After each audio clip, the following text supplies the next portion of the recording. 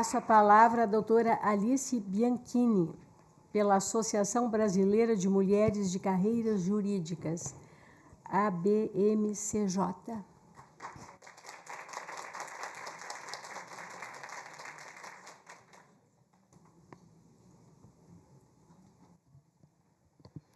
Eu inicio cumprimentando a todas as autoridades aqui presentes, pedindo ajuda aqui no microfone, vamos ver se ele vai ficar quietinho.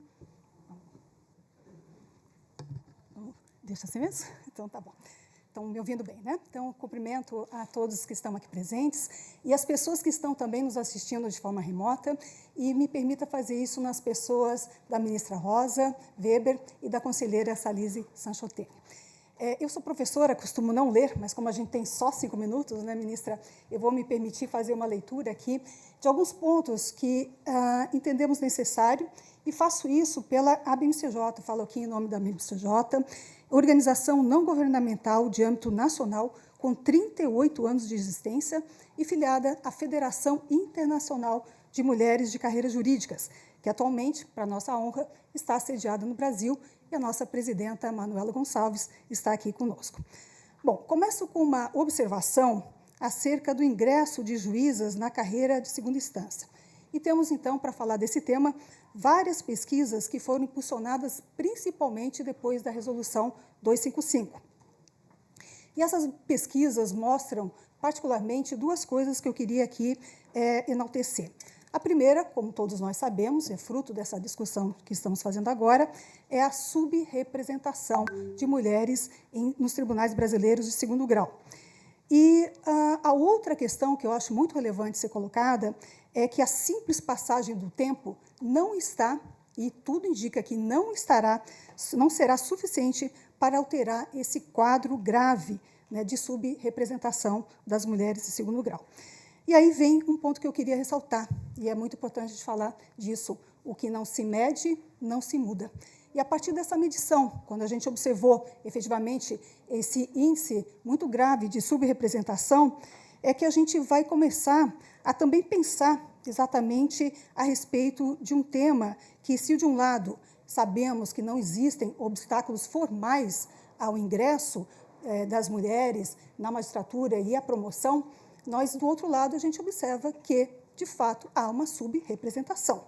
E esse tema, então, entra numa temática importante que diz respeito à questão dos obstáculos.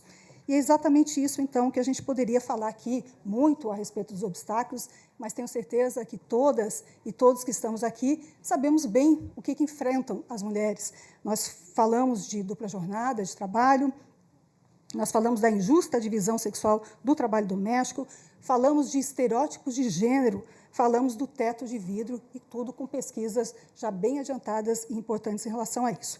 E falando de pesquisa, só fazendo aqui uma observação de uma pesquisa da magistrada Mariana Yoshida, que faz parte da sua dissertação defendida no mestrado da Infam, e aqui diz a magistrada, e eu abro aspas, a ilusão da neutralidade e imparcialidade do processo de ingresso e promoção na carreira torna a exclusão/restrição de mulheres um fenômeno discriminatório, invisibilizado e resiliente. Eu acho que é muito importante entender isso, invisibilizado e resiliente, como é característico nas hipóteses de discriminação indireta e institucional, fecho aspas. Bom, diante de tudo isso, fica uma pergunta simples, mas muito importante, né, de enorme importância: como superar o quadro de desigualdade detectado a fim de concretizar a igualdade na carreira da magistratura em segundo grau?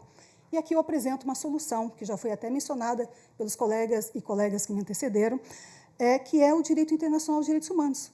E dentro do direito internacional de direitos humanos, nós vamos ter uma convenção de extrema importância, que é a Convenção CEDAW, e no seu artigo 4º traz a solução para essa questão, que é exatamente o campo das medidas especiais de caráter temporário. Então, medidas especiais de caráter temporário estão previstas no artigo 4º da Convenção CEDAW, e textualmente aqui citando o artigo 4º, que diz: a adoção pelos Estados partes de medidas especiais de caráter temporário destinadas a acelerar a igualdade de fato entre homens e mulheres não se considerará discriminação. Então, a ação afirmativa proposta hoje, que na verdade é uma discriminação positiva, é uma medida especial de caráter temporário, isso a gente tem que ter em mente. E aí é muito importante destacar que, dentre o que está sendo proposto hoje, essa medida especial de caráter temporário, ela tem um potencial, sim, objetivo de atingir o fim que se destina, porque é uma questão também importante para a gente ressaltar. Bom, resta agora a gente fazer uma análise muito breve, claro, da legitimidade... Opa. O tempo esgotou. Tá bom. Tem uns minutos. Uma tolerância aqui. Tolerância. Então, eu ia colocar aqui exatamente outras iniciativas do Conselho Nacional de Justiça em relação a ações afirmativas, a criação de cota de pessoas negras e também a questão da reserva da população indígena em vagas oferecidas ao concurso público. E aí, para fazer, então, a minha finalização, eu queria concluir dizendo que um sonho que se sonha sozinho é só um sonho, mas um sonho que se sonha juntos e juntas pode ser uma realidade, que o sonho de uma sociedade mais justa, igualitária, plural e democrática se torne uma realidade a partir da aprovação da norma que se está analisando hoje, que pode até parecer pouco diante de tantas desigualdades, injustiças, opressões, preconceitos e discriminações em relação às mulheres, mas que constituem um grande exemplo para outras instituições, organismos, pessoas e mesmo países. As palavras encantam, mas os exemplos arrastam. E é esse tipo de exemplo que precisamos mostrar, que precisamos mostrar que respeitamos a nossa Constituição. E a minha fala final, sejamos a mudança que queremos ver no mundo. Obrigada.